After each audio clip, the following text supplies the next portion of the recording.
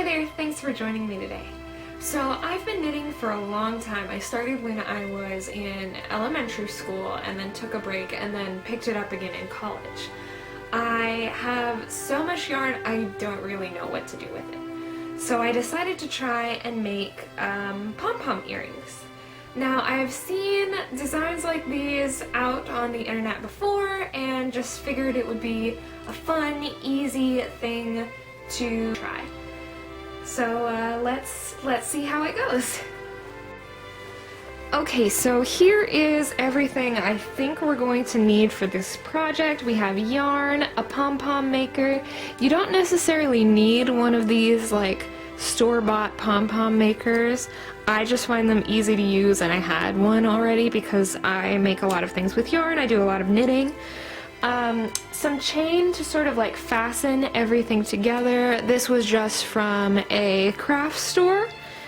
Probably Michael's or Joann's. Probably Joann's. Some earrings, a small pair of pliers, and a tape measure just to sort of figure out how long we want everything to be. I also have these. It's a hemostat. They're actually a medical device, but I find that my nails are just a little bit too long to hold tiny pieces of like chain, so I'm gonna use these. You could probably also use a set of pliers, just like another one like these ones. But we're using the hemostat for this today. So first thing I'm gonna do is measure how long I want the chain part to be. And I think I'm going to make it a little bit longer, just so that it has room to fit around the pom-pom. So I think that's going to be a good start, and we'll just call it 6.5 inches for now. So I'm going to take this and try and grab, let's see if this actually works, one of the links with my little hemostat here. And right now I am just looking for the seam. Ah, here it is.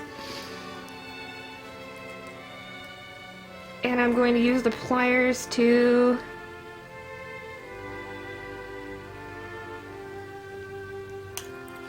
try and pull it apart so that it releases. Come on, hemostat. Yes, from the rest of the chain, separating it. So now I've gotten that link free. I'm gonna just put that there for now. And I have this 6.5 inch piece of chain. So now we just need to grab another piece that is approximately the same length. So I'm lining these up. Gonna just double check my measurement real quick. So now we have our two pieces of chain. That's done. I'm going to take the yarn and make the pom-pom. So this is really easy to do with the pom-pom maker. One thing that I'm going to try, I don't know if it's gonna work, is I'm gonna try and put one of the chains through the middle of this, and that way we will be able to theoretically just have it in the middle as we make the pom-pom. So I'm just holding it here in this middle section. The whole thing comes apart. So we're just gonna start wrapping. And I'm probably gonna do like a lot of wrapping for this because I want a nice thick pom-pom here.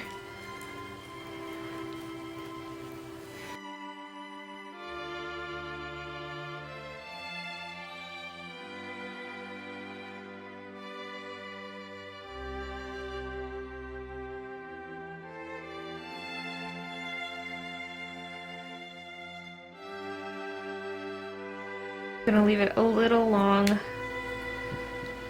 and I'll trim it down later. The chain is still in the middle. I've been holding it down with my thumb and my back finger as we go. And now I'm just gonna pop up the other side. So you can see this chain is right through there. So hold the chain and the yarn with this side.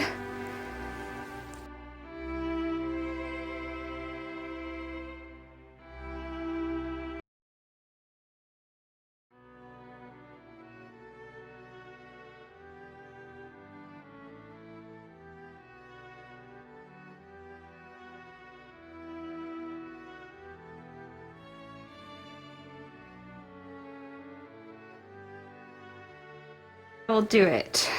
So now I'm gonna snip this part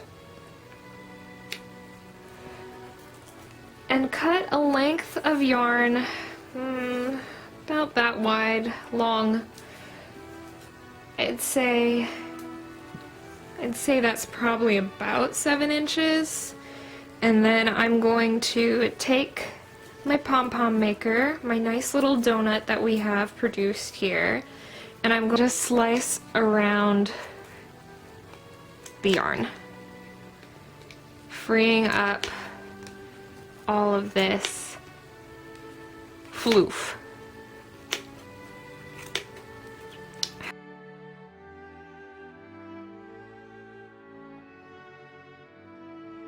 So now we have it furled out on both sides. We still have our long bits, but we're going to worry about those later.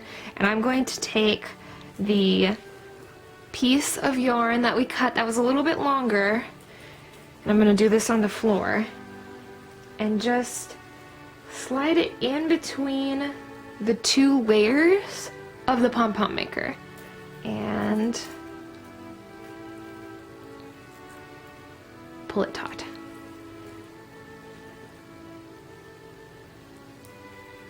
Once I get it all the way around, I'm going to tie a knot and pull that as tight as I can.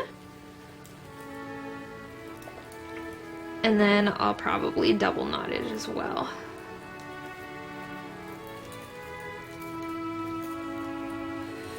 Okay, now that this is secure, I'm going to flip up the little feet that were holding everything in on both sides.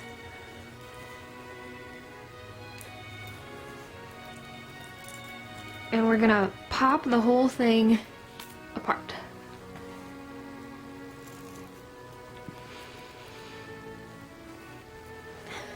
At this point, you have a very messy looking pom-pom. I'm just gonna give it a bit of a shake.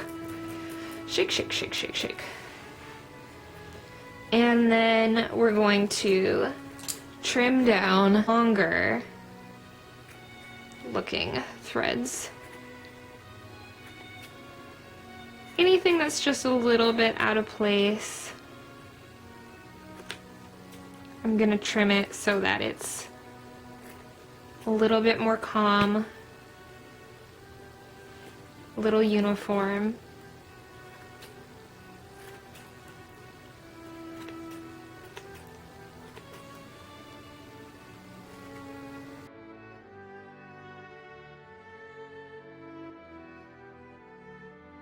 Now I still have the 2 little chains that it's hanging from. I'm going to use the pliers from before just to open up the earring hook. Looks like it bends this way. With just very light twisting.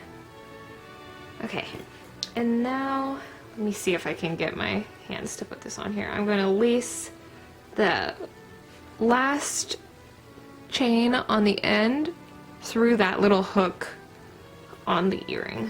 Okay, so there's 1. Can we do 2? Can we do it?